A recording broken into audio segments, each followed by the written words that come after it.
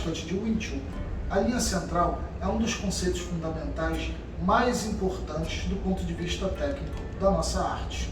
Não é exagero dizer que por ela passa a vida e a morte através do seu domínio e do seu conhecimento. Hoje, no encontro na linha central, nós vamos dar continuidade à entrevista da semana passada com o meu Sirim, mestre qualificado pela Moya Wing Chun Martial Intelligence, Thiago Pereira. Como foi o seu primeiro contato com as artes marciais? Bom, meu primeiro contato com as artes marciais foi em 1990. Eu fiquei sabendo que tinha uma chamada escolinha de judô, né, no meu colégio, querido Colégio Salesiano de Rocha Miranda, e eu pratiquei por um ano, um pouco mais de um ano, com o professor Vanderlei, até que o projeto acabou, né? Mas assim, foi um primeiro contato muito feliz que eu tive com as artes marciais. Eu realmente fazia questão de não perder nenhuma aula. Para minha mãe foi uma surpresa, porque apesar de isso ter 30 anos, eu lembro claramente de alguns dias que ela falava, tá chovendo, mas eu chorava para ir. Então realmente foi amor à primeira vista. Qual aspecto mais te encantava naquele momento em razão das artes marciais? Olha, eu acho que algo que para mim chamava muita atenção era botar o que a gente chamava de kimono, né, o dogi, né? Aquele momento que eu botava a minha roupinha do judô e amarrava a faixa, eu me sentia me transformando num super-herói. Eu deixava de ser o Thiago, né, lá da Rua Vieira do Couto, passava a ser o lutador de judô. E naquela época, Cláudio, os tatames eles eram feitos com uma coisa que era estopa, o nome, alguma coisa assim, tinha uma palha dentro, era um tatame duro. E cair naquilo ali era muito divertido, porque eu podia me jogar, rolar, virar. O professor ele incentivava muito a gente a fazer esses rolamentos e o fato de eu conseguir rolar daquele jeito e cair era quase mágico, né? Então acho que como criança assim foi uma aventura excelente, assim, né? Até hoje eu falo com muito carinho. Podemos dizer, né, que você é um praticante da época do tatame a lenha ainda, né? Podemos dizer sim. Como é que você conheceu a Moya Wing Chun Martial Intelligence? Qual foi a sua primeira impressão ao conhecer a instituição? Bom, Cláudio, essa é uma pergunta que eu posso responder dizendo que foi quase mágico, porque no período em que eu conheci a Moya Wing Chun, ela ficava num local chamado Estrada do Tindiba, na zona oeste do Rio. E era exatamente o caminho que eu fazia da escola para casa todos os dias, entre 96 e 99. E nunca vi a placa da Moya Wing Chun. Foi só matando aula, né, aos 15 anos, que eu estava esperando o ônibus com os amigos e meu amigo falou, aquilo ali não era o que o Bruce Lee treinava? Só que estava escrito com VT, né? Eu falei, poxa, não sei, acho que sim, vou dar uma olhada. E eu queria muito encontrar um local para praticar. E aí eu, inclusive, convidei o meu grande amigo Gil Batista para ir junto comigo. Ele preferiu não ir, ele se matriculou só em 2003, se tornou um praticante bem marcante. Mas eu fui, saí do curso de inglês, fui andando até lá. E assim que eu toquei a campainha, quem abriu a porta em abril de 99 foi o meu Sifu Júlio Camacho, né? Ele estava com um uniforme preto, com as letras verdes, né? Camisa gola polo. E quando eu pisei, que eu olhei para o lado, eu vi o Mian John, né? Eu já queria me matricular. Acho que marcou muito para mim a ambiência, ela não parecia com o que eu esperava de uma escola de artes marciais. Eu lembro que tinha uma videoteca, aí tinha o Poderoso Chefão, Coração Valente. Eu falei, o que tem esses filmes aqui, né? Deveria ter filmes de kickboxers, de kung fu, né? Eu não entendia isso. E eu lembro que nesse primeiro contato me chamou a atenção a ambiência, me chamou a atenção a maneira que eu fui recebido, nunca tinha visto nada parecido. Eu era um garoto de 15 anos e eu fui recebido me sentindo muito importante, inclusive, né? Pela atenção que me acolheram, né? O Sifu me acolheu. E pelo ajuste que ele foi capaz de fazer, porque ele viu que tudo que ele estava falando, eu estava olhando para ele impaciente. Então ele falou assim, vamos fazer o seguinte, levanta aí. Você praticava taekwondo, né? Eu falei, me dá um chute. Eu dei um chute nele e ele mostrou para mim o seguinte, como que ele pegava a minha perna e redirecionava ela usando a própria perna. Aquilo para mim foi inacreditável, porque ele pegou uma coisa que eu fazia todos os dias e resolveu com 2 movimentos. Eu caí de costas para ele, ele fez assim na minha nuca, né? Ele aí, gostou? Eu falei, claro, né? Só que eu só consegui me matricular em setembro, então foi bacana o ajuste que ele fez para alguém de 15 anos como eu me encantar pelo trabalho que estava sendo apresentado ali. Houve algum tipo de desafio, algo estranho ou algo que tenha te desanimado no início da prática? Essa é uma história curiosa, né? Porque quando eu comecei, o que hoje nós chamamos de programa experiencial, e dentro dele tem o Insurance Experience, né? Antes era chamado de curso introdutório, durava 4 aulas. Né? Então você fazia uma aula da sequência, uma de soco, uma do chute e uma que era um coroamento, alguma coisa assim. E eu gostei, né? Tava gostando, né? Chegava mais cedo, ia embora mais tarde. Só que logo depois eu comecei o domínio ciumental. Então eu tinha 15 anos, estava começando o ciumental sem saber exatamente do que se tratava naquele momento. Eu achava que era só como se fosse uma faixa que eu tinha que passar, né? Igual nas outras artes que eu pratiquei. E eu não consegui me identificar no primeiro momento com aquela prática do ciumental. Então eu queria até aqui publicamente agradecer ao meu assessor aqui, Paulinho Oliveira, né? Que ele teve muita paciência comigo. Porque eu comecei a botar na cabeça o seguinte: bom, se está demorando para avançar, talvez se eu for mais vezes, eu avance mais rápido. Então eu comecei a matar aula para poder ir de manhã e aí eu ia à noite. E eu não saía de um componente chamado lapsal, né? Que é um exercício que você faz assim. E eu falava, caramba, então 1 mês, 2 meses, lapsal, não aguentava mais. E parecia que quanto mais eu botava força ou vontade, mais distante ficava do momento em que o Sifu ia falar, pode começar o outro tópico com ele, né? E um dia, sem mais nem menos, a gente começou esse novo conteúdo, né? Eu não lembro porquê, eu não lembro por que se deu isso, mas eu consegui avançar. Eu acessei então o segundo domínio, o Tiankyu, e aí tem uma história curiosa, porque eu falei, bom, agora sim, né? Vai ter movimento, já estava com 16 anos, mas eu não entendi o Chisao, não conseguia entender. Eu realmente tinha essa dificuldade de entender. Eu resolvi, paralelo ao Wing Chun, praticar Taekwondo. E foi uma experiência muito interessante, porque no grupo que eu estava praticando, eu sobressaí rapidamente. Eu não entendia como que aquilo estava acontecendo. Então, eu poderia dizer que o ciumental foi meu primeiro grande desafio. Eu era jovem, imaturo, eu não conseguia apreciar o que estava me sendo passado.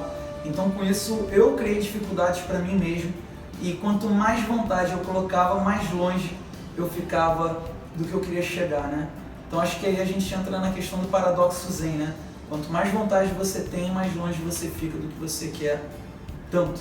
Mas tem um outro paradoxo que você estabeleceu aí, né? Por matar a aula, né? Você matou a aula para conhecer o Wing Chun, matou a aula para conseguir praticar mais, né? Podemos dizer que a sua história... Eu era um grande matador de aula. Um grande gazeteiro, né? Qual a sua memória mais remota e mais marcante sobre o seu Sifu, o mestre Sênior Júlio Camacho? Olha, eu poderia dizer que a minha memória mais remota com ele e mais marcante foi exatamente o nosso primeiro encontro. Eu poderia dizer que a minha memória mais remota e mais marcante com ele foi esse momento do ciumental, que realmente foi muito marcante. Mas de todas as memórias que nós temos, que eu tenho dele, melhor dizendo, eu acho que me tocou muito num primeiro momento ali da minha prática, um dia que ele estava lá, porque ele tinha uma cadeirinha que ele sentava assim no meio do salão, né? E aí coordenava a prática dali. E ele estava bem, brincava, falava e tudo mais, e ao final do dia eu escutei ele comentando com alguém que a filha mais velha dele estava internada no hospital há 4 dias, né? Então ele falou assim, eu estou 4 dias sem dormir. E eu falei, não é possível, né? Porque como é que ele está 4 dias sem dormir se ele não está aparentando estar em nenhum momento com sono desgastado? Então aquilo me marcou tão profundamente que já como profissional eu nunca me permiti, né, aparentar estar cansado ou levar os meus problemas pessoais para as pessoas que estavam ali na minha frente. Quer dizer, eu não me permito despejar as minhas carências dos meus alunos, eu não me permito levar para eles meus problemas. E o cara que chega à 1 da tarde e me pega ali com o gás todo, eu não vou dar menos para o cara que chega às 9 da noite. Esse é um compromisso que eu tenho. E recentemente, é uma coincidência, eu tive um problema de saúde sério na minha família, né? E foi uma coisa que, de alguma maneira, tirou meu tapete, assim, né? Eu liguei pro Sifu, que hoje mora em outro país, e eu falei assim, poxa, Sifu, eu tô um pouco preocupado, como que vai ser? Porque agora eu vou dar aula de 2 até 10h30 da noite. Ele falou assim, permita-se sentir o luto, permita-se sentir a dor. Não tente bancar um personagem. Então, foi muito especial, né? E coincidência, obrigado pela pergunta, porque eu vi uma coisa em 2001, ouvi, não era da minha conta, mas eu estava ali, ouvi, vivenciei um processo ali muito ferrenho e eu tive essa oportunidade de quase que né, espontânea de ressignificar um processo. Quer dizer, de você poder confiar que os membros vitalícios da sua família vão entender as suas diferentes faces. Você não tem que ser um robô, né? Então isso é bem especial e tem uma semana só. Bom, quando o nosso Sifu lhe informou sobre o seu processo de titulação, aquele que lhe tornaria mestre, lhe daria a possibilidade de ser líder de família, você se sentia preparado? Bom, Cláudio, eu confesso para você que eu me sentia assim, tá? Me sentia assim exatamente por não saber o que me aguardava. Então, você projeta uma fantasia e fala, eu estou preparado, né? Mas tinha outra coisa dentro de mim, né? Que é a seguinte, Cláudio. Quando você senta para conversar com um grupo de amigos, né? Não é incomum, dependendo de que grupo você faça parte, que haja uma disputa de quem tem mais desgraça para apresentar. Você não sabe o que aconteceu comigo. Pô, e eu? Aí você mal está acabando de falar, o outro já fala de uma coisa pior. Então, quando a gente tem uma vida com problemas, sofrida, a gente encontra eco nos nossos pares, muitas vezes. Isso dá ibope na nossa cultura, uma cultura sofrida, né? E isso acaba, Cláudio, fazendo com que a gente se auto-sabote. E a gente, quando vê a coisa começar a dar certo, a gente fala assim, não é possível, né? Tudo sempre deu errado, como é que vai dar certo agora? Então você, sem perceber, começa a jogar coisas onde não precisava para que dê errado. E aí no final você fala, não falei, sabia que ia dar errado. Então quando eu recebi esse convite, eu estava na famosa lanchonete do posto, que é uma lanchonete do posto Shell, em frente ao Blue Sky, ali na Avenida das Américas, e eu recebi esse comunicado sentado ali numa manhã qualquer. E a primeira coisa que eu fiz, eu falei, se for eu recuso, não acho que eu tenho que ser titulado agora, não acho que é o momento, tem algumas coisas para ver. E a resposta dele, né, para mim, só poderia vir do meu Sifu, ele falou, tudo bem, né? E assim, eu já conhecia ele, claro, né, bastante, mas um lado meu esperava assim, por que, Thiago? Explica para mim, né? E aí eu entraria num processo de convencê-lo de que não era o momento. E ele não cedeu para isso. Então acho que é muito interessante, Cláudio, porque ali eu tive uma aula, digamos assim, né, espontânea também, de que o Sifu ele tem que proteger a família, ele tem que proteger a família dele mesmo, ele tem que proteger inclusive o Todai de si próprio. Então muitas vezes o Todai ele não acredita o suficiente nele. E o Sifu, você confia na relação, então confia em mim. Mas se já é hora de eu passar de nível, eu tô falando que né, confia em mim. E você vai se entender, mas confiando. E naquele momento foi interessante porque ele não deu ponte para eu fazer o drama, né, que inconscientemente eu estava propondo ali à mesa. E sem encontrar esse eco, né, por isso que a figura do Sifu é tão importante, de um Sifu é tão importante, eu dei prosseguimento, né, e durante o caminho foi tudo muito acidentado, né, mas eu cheguei lá e consegui fazer a titulação. E você foi titulado, como opção, você poderia ou não iniciar a sua família com fome, se tornar líder de uma família com fome. O que fez você decidir abraçar essa tarefa? Bom, Cláudio, acho que foi um processo natural, né? Assim, eu tinha um plano na minha cabeça, né? Eu tinha um plano de que eu ia casar com 27 anos, né?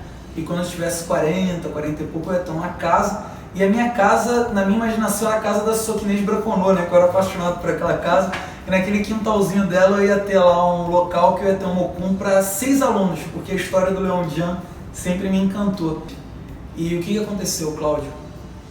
Quando eu recebi a placa chamada de Upai que me autorizava a ser Sifu, eu lembro que meu Sifu, ele dificilmente intervém em alguma coisa, mas ele fez um pedido para mim, falou, Pereira, se der, espera um pouquinho, não pendura ainda não, fica de olho, vê o que acontece, eu levei aquilo muito a sério. Então mesmo já sendo diretor do núcleo médio, eu não pendurei o de Upai e nem sentei na cadeira reservada ao Sifu do local. Eu lembro que alguns meses depois, a minha Soki Úrsula perguntou, ei Pereira, como é que tá sendo? Eu falei, não comecei, não, como não, né? Que a gente tem uma intimidade muito próxima, né? E eu lembro que eu fui conversar com o Sifu e finalmente decidi pendurar o Jiupai. E por que eu decidi fazer isso, Cláudio? Pelo seguinte, assim, eu acho que o Wing Chun mudou minha vida.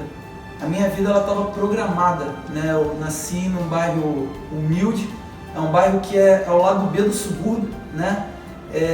Tem aquele romantismo do subúrbio, mas assim, muitas vezes você tem uma programação, né, para sua vida, e a minha não era muito, digamos assim, agradável de se imaginar, né?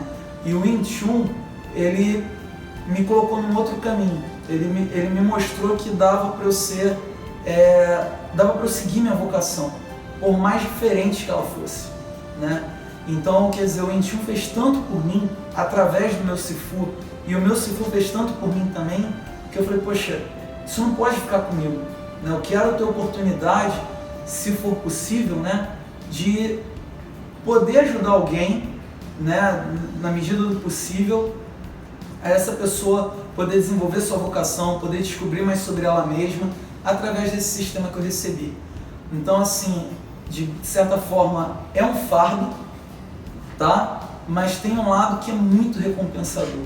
E eu acho que eu não escolheria outro caminho. Bom, dentro desse caminho, qual foi o seu maior desafio? E como é que você consegue mensurar esse lado recompensador? Meu maior desafio, né? Eu hoje consigo dividir, né? Já hoje não, já há um bom tempo, essa questão do lado humano com a função. Então, tem o lado do Thiago Pereira e tem a função que ele exerce, que é de Sifu. Então, digamos assim, uma falta de compreensão inicial da função que eu desempenhava trouxe para mim uma rigidez muito grande. Como que um Sifu deveria se portar? Como você não faz ideia, por mais que você já tenha visto seu próprio Sifu, você acaba seguindo um modelo que tem na sua cabeça. Então muitas vezes o seu próprio Sifu já evoluiu, já estudou mais, já se aprofundou, e você congela o seu momento preferido do seu Sifu e fica reproduzindo aquilo. Eu falo isso tranquilamente, porque hoje eu tenho consciência, né? E eu vi que eu não estava conseguindo apreciar a vida como um todo. Eu era um personagem. Estava me doando de coração, estava me colocando por inteiro, mas eu não era eu de verdade, né? Então, eu acho que a partir de um determinado momento, eu consegui passar desse ponto e comecei a me permitir mais, mesmo exercendo a função de Sifu. Você já pensou em desistir alguma vez? E se sim, o que lhe demoveu dessa ideia? Bom, eu já pensei em desistir algumas vezes, tá? A primeira delas foi em 2001. Eu realmente estava com dificuldade de entender o sistema Wing Chun.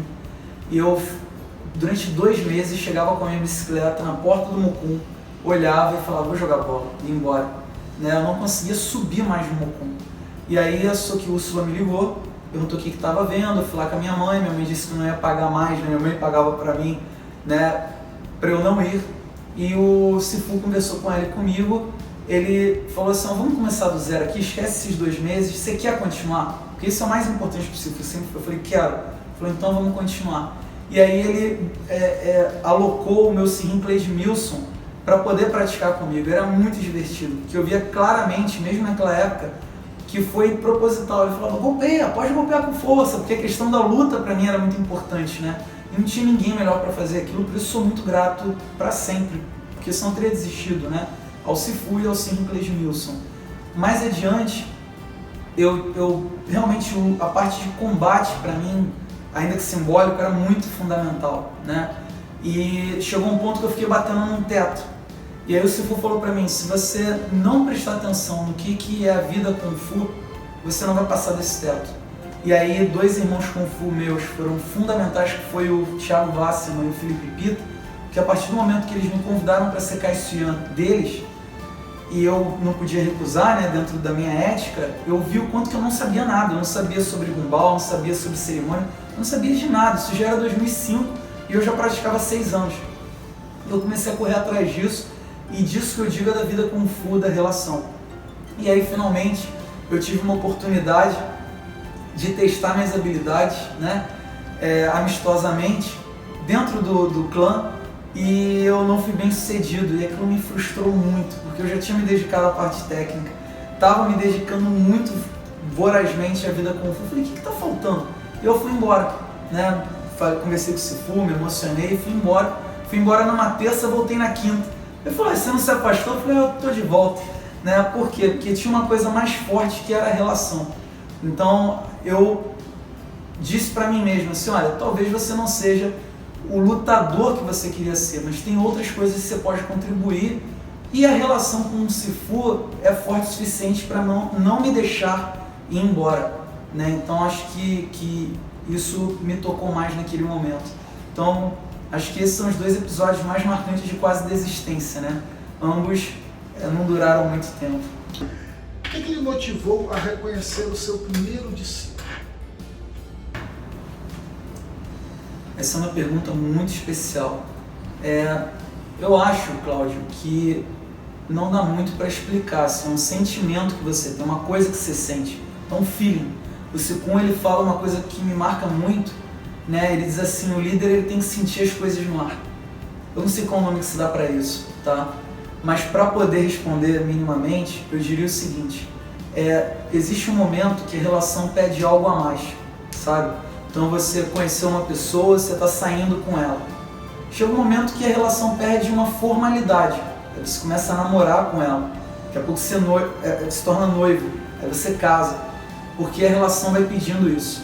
E muitas vezes, se você não aceitar esses momentos, dar o seu jeito para fazer eles se manifestarem, você está deslegitimando aquele momento da relação, que eu acredito.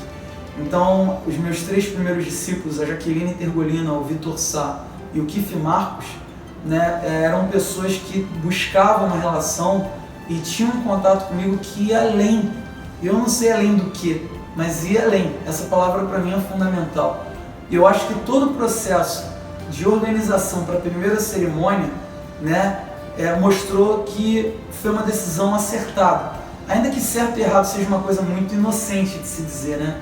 Mas que a relação é para a vida inteira. Mas assim, eu lembro de uma conversa que eu tive com o Sikun e ele falou, eu fui pegar ele no aeroporto, ele falou assim, você tem que ver se é um momento, né? Porque vai que você faz o Baicírio e desiste uma semana depois. E isso não aconteceu, né? Então uma coisa que eu fico muito feliz, Cláudio, é porque o Sifu ele fala que tudo que você faz pro seu Sifu, seus Todai vão fazer com você. Mas eu descobri que não são só as coisas feias, né? São as coisas boas também. Então eu me considero uma pessoa leal ao meu Sifu. E os meus discípulos eu considero que tem uma lealdade muito grande por mim também. Então acho que isso é uma coisa a ser dita. Como você vê a relação de tempo, de dedicação de um praticante de Wing Chun, principalmente quando ele almeja alcançar a condição de um líder de família Kung Fu? Essa é uma pergunta bem difícil de responder, tá, Cláudio? Até porque eu estou trabalhando nela ainda. O Patriarca Moyá, segundo o que eu ouvi, ele dizia que existiam as viúvas do Wing Chun, né, que eram exatamente os cônjuges que ficavam em casa por conta da dedicação do praticante à família Kung Fu. Quando eu vi isso a primeira vez, eu achei divertido, né? Conforme a minha vida foi seguindo, eu já não achei tanto, né? Por quê? Porque muitas vezes é um caminho muito solitário, tá? E a pessoa que está mais próxima a você não vai entender a sua dedicação, não vai entender. E eu me pergunto se ela deveria também, entende? Isso eu estou colocando em termos de relação a dois. Ou vida social, né? Muitos dos meus amigos, principalmente no início da minha carreira, falavam, você tem que se divertir também, você só trabalha, você só se dedica. Porque eu tinha muito na cabeça o que está escrito num quadro que tem aqui atrás, né? Que é a ideia de você treinar enquanto jovem para você ter o conteúdo quando for mais velho, né? Então realmente me dedicava muito. Só que hoje, Cláudio, assim, infelizmente, depois de um aprendizado sofrido, né? Eu acho que é necessário uma busca de um equilíbrio, sim, tá? Equilibrar a vida dentro do ciclo marcial e fora dele também é arte, certo? Nos anos 80 você ser um workaholic era algo divertido, era algo que mostrava louvável, mostrava um status, né? Aquele filme Wall Street com Michael Douglas mostrava muito isso, mas já há um bom tempo a ideia de você ter qualidade de vida passou a ser uma coisa que traz um status muito maior. Você vê alguém que pode parar no meio do dia para tomar um café, tomar um suco, é alguém que tem status, ele não precisa ficar ali de 5 às 8. Então hoje é esse nível de arte que eu busco, até porque tem pessoas olhando para mim. E eu acredito que seja também parte do meu dever conseguir superar esse obstáculo. Equilibrar, como a gente falou lá atrás, né, no nosso outro episódio, a dedicação a uma arte marcial, a um legado, a um mestre, com a vida cotidiana, a vida fora do círculo marcial, né? Então esse é um equilíbrio que eu espero alcançar em algum momento. Deixa eu fazer uma pergunta então muito voltada para isso que você acabou de falar agora.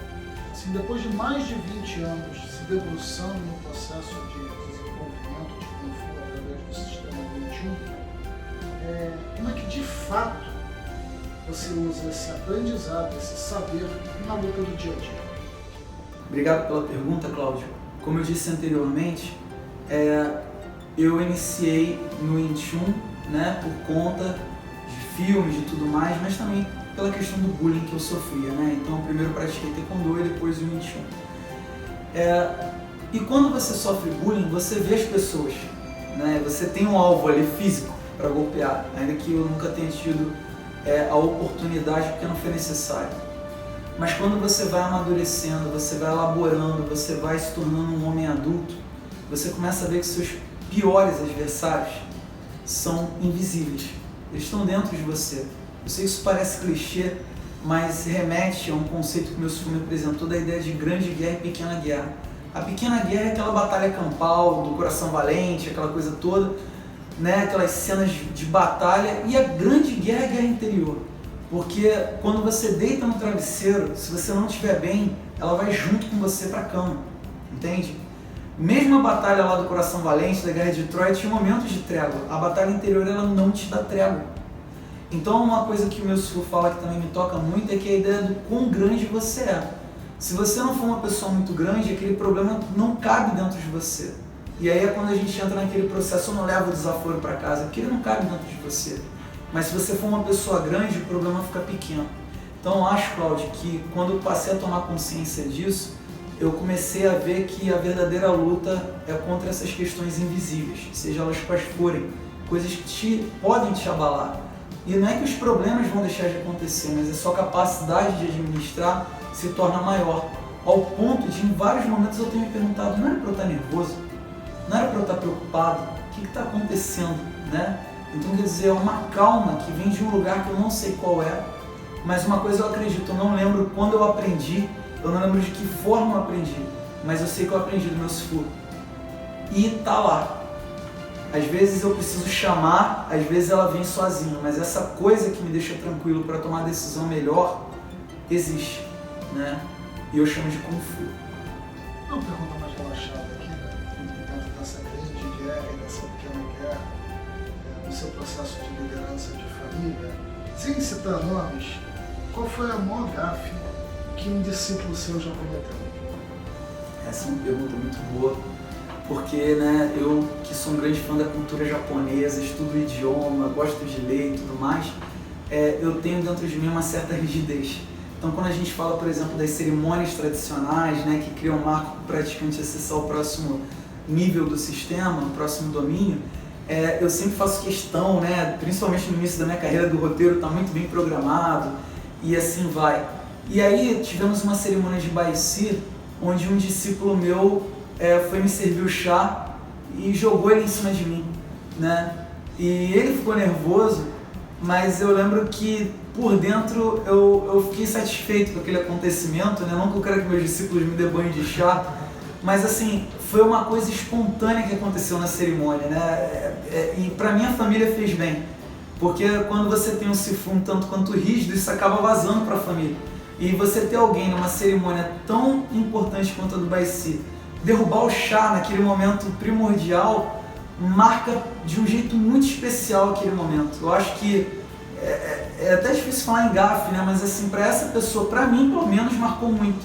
Não que os outros não tenham marcado, mas assim, você vê que eu tô falando do momento que eu tomei um banho de chá de jasmim, né? Que é o meu chá preferido. Bom, para encerrar, eu gostaria que você falasse para quem não conhece o estilo de vida Kung Fu ou o sistema Wing Chun, né?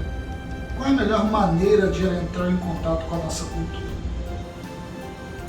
Olha, eu acho que a melhor maneira de entrar em contato com essa cultura sem dúvida, né? É claro, procurando um dos núcleos da Moel Martial Intelligence, e porque nesses locais existe esse aspecto do acolhimento, né? Quer dizer, você vai ser muito bem acolhido, você vai ter acesso não só a uma parte técnica e mais adiante sistêmica, você vai olhar a arte marcial de uma outra maneira, no qual os movimentos são tão exóticos que você não vai reconhecer eles em nenhum filme. E você vai ter que reaprender a como usar o corpo para poder executar aquele movimento usando alavancas. Porque os trabalhos são preparados para que eles aconteçam só se você usar o Kung Fu. Não importa se você é forte ou fraco. Ou você presta atenção no outro ou nada feito. Mas tem um aspecto muito especial que é o de vida Kung Fu, que é a assinatura da nossa linhagem, do nosso grande clã Moyasan, do nosso clã de Oleo, das nossas famílias Kung Fu. Quer dizer que são atividades de convivência que são promovidas num primeiro momento, digamos assim, com hora marcada, né? A gente tem cinema em família Kung Fu, a gente tem o Ágora, a gente tem colóquios, né? Uma série de atividades que promovem esse tipo de convivência, onde você não vai estar junto com um grupo de amigos, você vai estar ali numa atividade mediada por alguém que vivenciou essa experiência e está preparado para prover. Porque você pergunta, qual é o sentido disso? Eu posso dizer, quando você vai para uma prática que abrange uma experiência marcial, é esperado que você esteja em guarda, que você esteja atento, ainda que em alguns momentos você não esteja, né? Mas quando você vai para atividades que de alguma maneira representam atividades do nosso cotidiano, é muito fácil você baixar a guarda, mas o principal, diminuir a sua atenção. E você vai perceber que os grandes percalços da nossa vida acontecem por falta de atenção. Aquele momento que você dorme é quando a coisa acontece. E, mas eu fiz tudo, você dormiu. E segundo o ditado italiano, o homem não tropeça em montanhas, ele tropeça em pedras, que é exatamente quando ele está desatento. Então acho que esse é um caminho para poder entrar em contato com essa cultura clássica, sem dúvidas, é procurar um dos núcleos da Moel Martial Intelligence. Muito obrigado, Thiago. Foi um prazer recebê-lo aqui no nosso canal. Espero que volte mais vezes. Será convidado mais vezes, entendeu? Esse foi um momento muito especial, né? Não poderíamos inaugurar com uma outra pessoa que não fosse você esse processo de encontros na linha central, né? Então eu espero que vocês todos tenham gostado, sabe? Espero que continuem assistindo o nosso canal, não deixem de curtir, não deixem de se inscrever, não deixem de escrever para a gente que a gente possa gerar mais momentos tão especiais quanto esse momento que a gente fez agora. Muito obrigado mais uma vez.